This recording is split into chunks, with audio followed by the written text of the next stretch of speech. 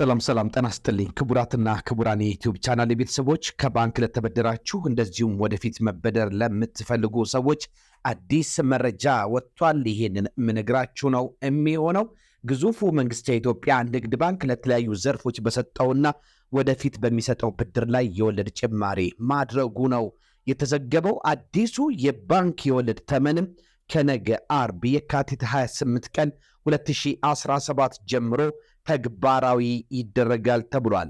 የቁጠባ ማሰባሰቢያ ወጪ ከፍተኛ መሆኑ ከሌሎች ባንኮች አንጻር የሚያስከፍለው ወለድ አነስተኛ መሆኑና የባንኩን ዘላቂ ትርፍ ማሳደግ ለወለድ ተመኑ ማሻሻያ እንደሆነ እንደ ምክንያትነት አስቀምጧል ንግድ ባንክ። በዚህም እስከ 6% የወለድ ተመን ጭማሪን ተግባራዊ እንደሚሆንም ነው ባንኩም ያሳወቀው። የኢትዮጵያ ንግድ ባንክ ተግባራዊ ሊያደርገው ከተዘጋጀው የወለድ ጭማሪ ሰነድ ላይ እንደተመለከተው የወጪ ንግድ ዘርፍ ላልሆኑ ለጅምላ የሸቀጦች ንግድ ተበዳሪዎች ሲያስከፍል የነበረውን የ15.5 በመቶ ወለድን ወደ 16.5 በመቶ ከፍ አድርጎታል። በሸቀጦች የወጪ ንግድ ላይ ለተሰማሩ ተበዳሪዎች ሲያስከፍል የነበረው 8.5 በመቶ ወለድ ወደ 12 በመቶ፣ በዚሁ በወጪ ንግድ ላይ ለተሰማሩ ተበዳሪዎች የሚሰጠውን የቅድመ ጭነት ፍሪ ሺፕመንት ብድር በተመሳሳይ የነበረውን የ8.5 በመቶ ወለድ ወደ 12 በመቶ አሳድጎታል። የውጭ ምንዛሪ ለባንኩ ለሚያመጡ ግለሰቦች፣ ደንበኞችና ተቋማት እንዲሁም የተቋማት ተቀጣሪዎች ይጠይቅ የነበረው የ7 በመቶ ወለድን ከ4 እስከ 6 በመቶ በመጨመር የወለድ ተመኑን ወደ 11 እና 13 በመቶ ከፍ እንዲል በባንኩ ተወስኗል።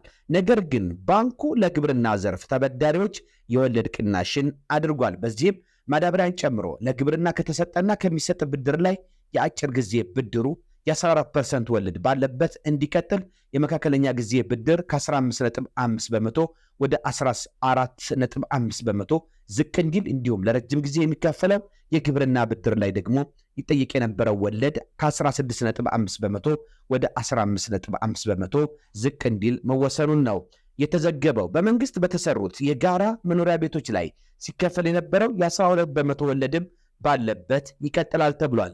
መንግስታዊ የፖሊሲ ፋይናንስ ተቋም የኢትዮጵያ ንግድ ባንክ በግብርና ዘርፍ ላይ ለሚሰጠውና ለሰጠው ብድር ከሚጠይቀው ወለድ ላይ ቅናሽን ቢያደርግም በሸቀጦች ንግድና ሌሎች ዘርፎች ላይ የጨመረው ወለድ ራሱን የቻለ የዋጋ ንረትን የመፍጠር አቅም እንደሚኖረው ከባለሙያዎች የተሰበሰበ ማስረጃ ያሳያል። ባንኩ የሚሰጠው ብድር መጠን ከሌሎች ንግድ ባንኮች አንጻር ከፍተኛ ከመሆኑ አንጻር የወለድ ጭማሪው ተጽዕኖ በበርካታ ምርቶች ላይ መታየቱ አይቀርም ይላሉ ባለሙያዎች። ባንኩ እስካሁን የሰጠው ብድር 1.35 ትሪሊየን ብር የደረሰ ሲሆን በዚህ በጀት ዓመት 6 ወራት ውስጥ ደግሞ 153 ቢሊየን ብር ብድር ሰጥቷል። ባለሙያዎች የሚያቀርቡት አስረጂ የባንኩ የብድር አቅርቦት ሌሎች የግል ባንኮች አጠቃላይ ካበደሩት መጠን በእጅጉ ከፍ ያለ በመሆኑ በወለድ ተመኑ ላይ የሚያደርገው ጭማሪ ብድርን በማስወደድ ጥቅል ኢኮኖሚው ላይ የዋጋ ንረት ተጽዕኖን ለማምጣት አቅም ይኖረዋል ተብሏል። የግል ባንኮች አማካይ የብድር ወለድ ጣሪያ 18 በመቶ አካባቢ የነበረ ሲሆን ከጥቂት ሳምንታት ወዲህ አብዛኞቹ ግል ባንኮች የወለድ ጭማሪ በማድረግ አማካይ ወለዳቸውን ወደ 22 በመቶ አድርሰውታል። የኢትዮጵያ መንግስት የባንኩን ዘርፍ ለውጭ ባንኮች ክፍት ካደረገና ዓለም አቀፍ አበዳሪዎች ጋር ዘርፉን ገበያ መር ለማድረግ ከወሰነ ወዲህ የሀገሪቱ ኢኮኖሚ በተስፋና በስጋት መካከል እየዋለለ ይገኛል።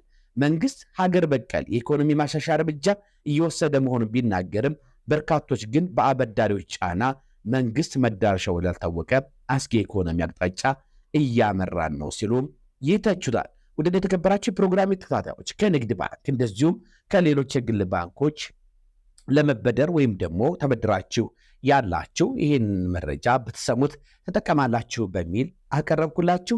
መንግስታዊ የኢትዮጵያ ንግድ ባንክ ደግሞ የወለድ መጠን በተጨመረ ለተለያዩ ዘርፎች ያቀረበውን ወይም ደግሞ ከነገ የካቲት 28 2017 ጀምሮ ተግባራዊ ሊያደርግ የተዘጋጀውን የወለድ ጭማሪ ለእናንተ አቀረብኩላችሁ። በዚሁ መሰረት እንግዲህ ከዚህ በፊትም የተበደራችሁ ወደፊትም ከኢትዮጵያ ንግድ ባንክ ጋር ተበድራችሁን ለመስራት የምታስቡ ፕሮግራማችሁን አጀስት እንድታደርጉ ይህ መረጃ እንዲኖራችሁ ነው። አብራችሁ የነበርኩት የእናንተው ጠበቃና ሕግ አማካሪ ዩሱፍ አከበረኝ ነበርኩኝ። መረጃውን እንድሰሙት አቀረብኩላችሁ። መልካም ጊዜ እንዲሆንላችሁ እመኛለሁ። እንደተለመደው በዋናው ጉዳይ በህግ ምክርና ትንታኔ እስከምንገናኝ ድረስ ለዛሬ ቀረብኩላችሁ ህግና ቢዝነስ ነክ መረጃ ይህንን ይመስል ነበረ። መልካም ጊዜ እንዲሆንላችሁ እመኛለሁ። ባይ